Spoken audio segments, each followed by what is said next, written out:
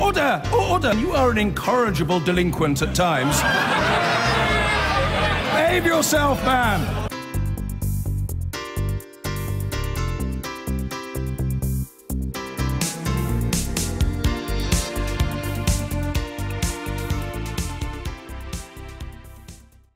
27 high-rise buildings around the country have failed fire safety tests on their external cladding, according to the latest government figures.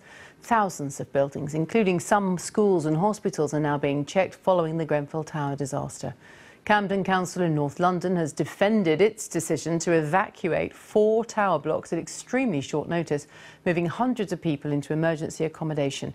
Our correspondent Richard Lister reports. Why was we all ordered to be evacuated at 8:30 at night? Tempers were running high today. The leader of Camden Council took the brunt of the frustration from people evacuated overnight. I'm being told they can't rehouse me because I've got a dog. A hotel place was found for this woman and her dog, but there are thousands of others, people and pets, facing weeks of uncertainty. More than 100 spent the night at this leisure centre. The cladding at 4 of these blocks is similar to that on Grenfell Tower, but it was issues with gas pipes and fire doors that made the fire service demand an evacuation. They said that there was nothing that we could do to guarantee resident safety that night. And in that situation, you know, given the circumstances we're in, I thought we had to act swiftly. Peter Bertram, who's 94, had to leave the flat he's had for almost 50 years. I felt sorry for people though, they were a lot worse than me, especially with children too, isn't it? But we've just got to carry on. But there are at least 80 flats where residents are refusing to leave. I really cried last night. The council officials came to the door, banging on the door, get out, get out. But the chap round the hallway said, no, she's not going. She's getting on for 80, she can't go anywhere, she's got a cat. Work is underway to fix the faults, but it will take weeks to complete. The residents of this tower block feel themselves to be in limbo, unsure of just how dangerous this building is and how long they might be excluded from their homes. Now, in some cases, it's possible to take mitigating action, and the fire service are content that the blocks are safe. In others, it's been necessary for people to move out on a temporary basis, and that's what happened in Camden last night. Most living in these blocks have been back to get enough for an extended stay somewhere else, even as other residents argue there's no need to leave. Richard Lister, BBC News. Well, local authorities across the UK are working urgently to identify other buildings at risk. Fire safety officers are carrying out their inspections with suspect cladding sent for independent testing. The government's promised to meet the costs, but some councils are warning they need more help, as Duncan Kennedy now reports. No amount of days that pass can ease the hurt of loss felt by those left bereft by the Grenfell fire. In silence and in unity, volunteers and families of some of those who died gathered today near the tower to reflect. Not since the Second World War have so many buildings been subject to checks in the aftermath of a single fire. 27 blocks have now failed safety inspections across 15 councils. Birmingham says the government must help pay for it. Retrofitting of sprinklers should be one of our responses here, and when your chief fire officer of your region tells you that, clearly as a leader of a city you've got to start listening to that. So we started to look at the figures, and it comes out at around about £31 million. Manchester, Plymouth, Hounslow and Portsmouth and many others are also facing huge bills. The government insists it will help on a case-by-case basis. If they need financial support, because not all of them will need it, but if they need financial support, we will work with them to make sure they have the resources that they need to do this necessary work. Absolutely. That will not be put at risk. The Grenfell fire was reflected today at Glastonbury, where Jeremy Corbyn appeared on the pyramid stage, pressing for what he calls a national government response. Is it right that so many people are frightened of where they live at the moment, having seen the horrors of what happened in Grenfell Tower? Away from the crowds in West London, the fire continues to draw people to reflect on the disaster and the difficulties being felt. And what all this means is that in the 10 days since Grenfell, the lives of literally thousands and thousands of people have been affected. And with more testing on cladding, fire doors, pipes and other buildings still to come, those numbers will almost certainly increase. As those checks continue, resources everywhere are being put under huge pressure. The one capacity there's no shortage of is sympathy. Duncan Kennedy, BBC News, West London. 27 tower blocks in 15 council areas in England have failed fire safety tests so far. But a nationwide operation continues to identify buildings with cladding similar to that used on Grenfell Tower. From Portsmouth to Manchester, Plymouth to Hounslow, high-rises have been found wanting. Camden Council was the first authority to evacuate thousands of their residents after deciding their homes were unsafe late yesterday. Our reporter, Simeon Brown, is in Camden tonight. Simeon.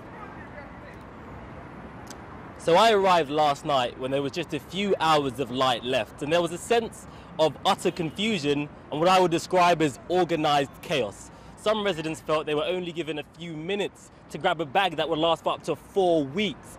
And others felt they were only told that they were being evacuated when they were told by colleagues, or in some cases saw it on the news. And they griped, why were journalists told before residents?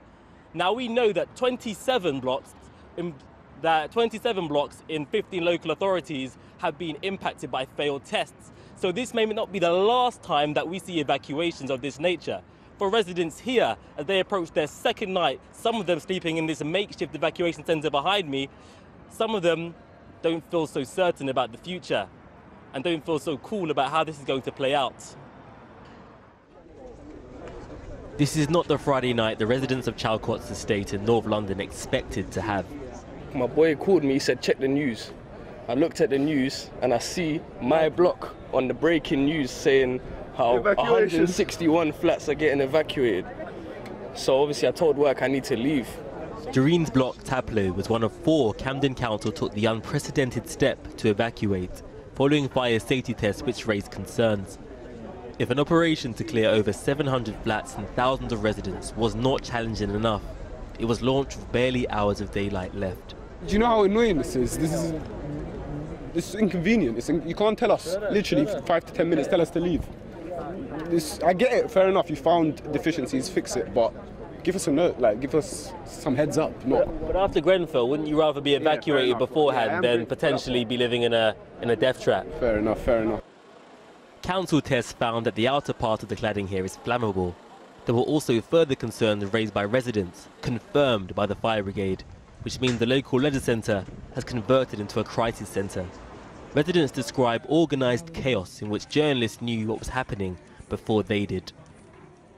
And you found out from watching the news, and you live there? Yeah, I found out from watching the news. When I went downstairs, I've since been given a letter that I presume was meant to be posted all through all of our doors, which never got there. And what have they said to you about where you'll be staying for the duration? They've just said, obviously, they've got to find somewhere that'll accommodate the dog. My dog ain't going into kennels, for Camden Council. It'd kill her. No, it would. She's part of my family. Well, she is my family. Not everyone opted to stay in the leisure centre till morning, but Carl did. I slept okay, but it was pretty stressful with everyone coming in and out, all the kids running around. Everyone was just so confused. We were all taken away from what we were doing. So, yeah, it was pretty hectic.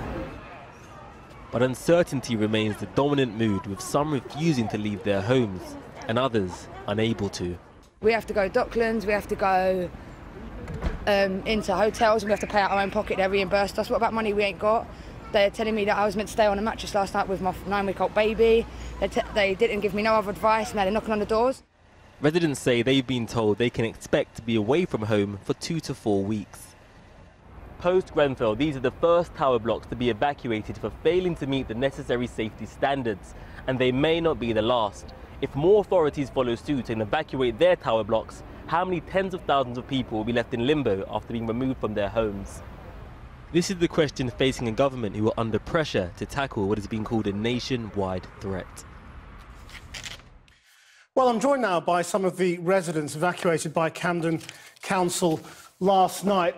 Good evening. I'm afraid I don't have your name, so perhaps you could introduce yourselves and tell me why you're not going. Okay, so my name's Gemma. I live in Taplow. I'm Henad and I live in Dorney. And we are not going until Camden has put a proper plan in place for us and told us this is where we're going for the next few weeks. This is what's happening. At the moment, it's all a bit chaotic, and nobody's really sure of what's going on. I've decided not to leave because this is, again, as I said before, this is a question of livelihood. Everything that I know, my family, my friends, my work, my education, everything was within the proximity of this area. And as Gemma's so eloquently put, we haven't been given a proper plan or a process, and we don't know what we're going to do once we are moved out of our premises. So my decision has been to stay until I am forcibly removed from the premises, and that there is some sort of plan or some sort of strategy that is being put in place to rehouse these displaced people. So you're not afraid by the assessment that these are unsafe? I'm concerned, yeah. But I don't think that the measures that have been taken are as... they didn't have to be as much of a snap decision as they are right now. I think there could have been a lot more of a stringent and meticulous process that could have been used. And I also don't believe that all 4 tower blocks needed to be locked down at the same time for these checks to be accurately taken. I think that we could have done it from one tower block to another, from one end of the road up to the other end, instead of having all 4 of them taken out and thousands of people being displaced and not knowing where they're going to go for the next few weeks. We haven't also been given any accurate timings in regard to when we're coming back. We've had 2 to 4 weeks, and we've also had 2 months. So we need questions. I mean, my apologies. Yeah. We need answers. Gemma, I mean, the reason the towers are being evacuated seems to be because so many residents complained about fire safety. I mean, do you have any concerns specifically about the fire safety in your home? The years I've been living in my flat, I've never had any concerns about fire safety. We have had a fire in Taplow, and it did contain itself to the one flat. I've never felt unsafe in terms of fire safety in our flat, but I do realise that there are some residents that do have their concerns. And I mean, what do you make of, you know, the fact that your action may slow down making these towers safe? I'm glad they're doing something about it, but I just don't. I think they could have gone better about it. They could have had a plan in place, said this is what's happening. At the moment, it seems that they don't know who's in the block and who's not in the blocks anymore.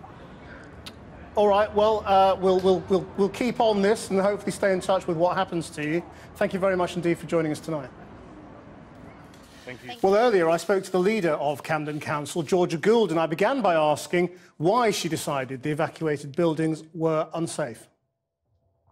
Following the really tragic events at Grenfell, we've obviously done fire tests of all of our blocks. We started with Chalcott's because it was the same contractor that did Grenfell, and the key issue for us was the cladding. We looked inside, we could see the insulation was safe, it was Rockwool, but the external cladding, even though we believed it to be safe and non-combustible, we felt that we could take nothing for granted. So we decided to get that checked. We were first in the queue. It came back, those results, on late Wednesday night, that it was not what we thought. It was combustible material.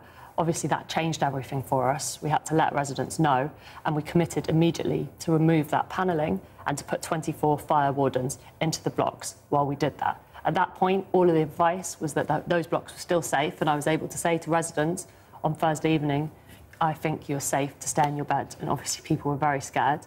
But they raised a whole number of concerns with me around fire safety in the blocks. Like what? Around the gas pipes that go into the blocks, around doors, around the way that things have been insulated. So they raised those with me on Thursday night. So we had the fire services in doing checks all day on Friday, and at about 5 o'clock on Friday, the fire services said to me that they did not feel the blocks were safe. Right, and are they saying that because of the cladding or because of these other things that the residents have raised? It's a combination of the two. So they say because of the risk for cladding, the external cladding, it means that the fire safety in the block has to be of the absolute highest standard. They found a number of issues, just as residents were completely right in what they said. There was issues around the gas stops, of the pipes going into flats. There were some doors that were not of the required standards. It might have been okay if the cladding outside wasn't flammable. Wasn't flammable. Right. I think they probably would have just said, you know, it would have been an okay situation. So if it hadn't been for the residents, this would have been passed and they would have been living in a death trap. So I think we would have done those fire safety checks anyway. When was the last time these blocks were checked for fire safety, and who by? So they're checked every year for fire safety. By who? By somebody that's contracted by the council. Those are the kind of questions we're asking. I've been leader for a month. I heard these concerns for the first time on Thursday. Obviously, I'm asking what's happened here, what's happened in the past. But, you know, those are questions for the future. So these are buildings that have been signed off several times by experts, supposedly, who said they were safe, but now you are saying they were so unsafe that you had to get people out in the middle of the night. Well, we started at 5 o'clock when the fire services said to me that those buildings were unsafe. That was the first time that anyone had said to me, we believe these buildings are unsafe. I had obviously did not want to move residents out in the middle of the night. It was the last thing I wanted to do. So much disruption. People were so scared. But, you know, if you hear that it's unsafe, I said, is there anything we can do to make those buildings safe tonight? And I was told, no, there's not. But it makes you think every other building, every other piece of public safety that is routinely signed off by experts is not trustworthy anymore, is it? Yeah, I mean, I think Grenfell and that tragic event has raised these massive questions. And I think we all need to have a national debate. We need to look at building regulation. We need to look at all of this. And in Camden, we stand completely ready to be part of that conversation. You know, for me, I'm thinking longer time about, you know, how do we build up our in-house capacity to be able to make these checks? So that's the long-term question. We want to be part of that debate. But the short-term issue is, you know, we just moved almost 4,000 people out of these blocks, and I need to get those people into accommodation. I need to make sure that they're safe. I need to do the works to secure that building so they can go home. Sajid Javid said he would help if asked, or suggested he would. Have you asked central government for help? In what sense? Financial help? Yeah, I mean, in terms of paying for both the work and the immediate emergency of dealing with people and where to put them. So we've been in conversations with DCLG, we've been in conversations with other boroughs, we've started something called mutual aid, which calls in help from other boroughs. We think that we'll be able to temporarily accommodate about 50% of people in Camden by early next week, but we will need support from other boroughs, and we've asked for that. In terms of finances and costs, at the moment, we're just getting on and doing things. We're putting people into hotel rooms. Work out. But we expect government to support us. I've always made that clear, but the priority, I think, is just to move fast in getting residents. And how long will this safely. take? In terms of the works, so we've said 2 to 4 weeks. We had works going on overnight in one of the blocks. Those works meant that the fire services have said that that block is now safe, and so people are able to go home for that one block. So we'll be doing this as quickly as we can, but being really, really completely sure about quality and making sure those works are done to the best possible standard. And I just wonder whether it's brought home to you the extent to which local councillors hold ordinary people's lives in your hands. It's just the greatest and biggest responsibility. And that, like, last night, being at those centres and just seeing elderly people coming in at 2 in the morning, seeing kids, people telling me about exams the next day or their work, and, you know, the whole community, diverse, amazing community of Camden in that rest centre. And, you know, those lives are so precious, and it's, yeah, there's nothing more important than that. Thank you very much. Georgia Gould, the leader of Camden Council. With me now, our economics correspondent, Helia Ebrahimi. What's been the national response?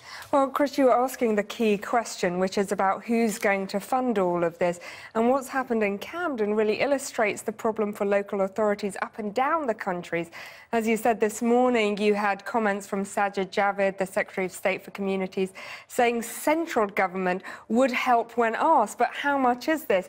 There are apparently conversations happening within government, but there's still no emergency fund in the way, for example, there is for Grenfell residents. Now, that means in the first instance, it will be local authorities that will have to pay for buildings to have their cladding taken down or residents to be rehoused. And that could turn up to be more than 100 million in the hundreds of millions and beyond. In Birmingham today, you had the local council say they'd have to spend £31 million retrofitting sprinkler systems in order to reduce the risk of fire and make residents feel safer. Now, the council leader there was saying the bill for these measures is going to be very difficult for austerity hit councils to pay for. And you've also got Teesside, where 3 towers failed safety tests. They won't start work till Monday, but there are going to be lots more stories like this where local authorities will be looking to central government. The other thing that was on the agenda today is legal action obviously being carried out by Camden, who are going after the contractor, Royden. I'm hearing that there are other councils that might be joining that legal argument and going after the contractor to try and recover those costs. So that might be a revenue stream. Thanks, Elliot.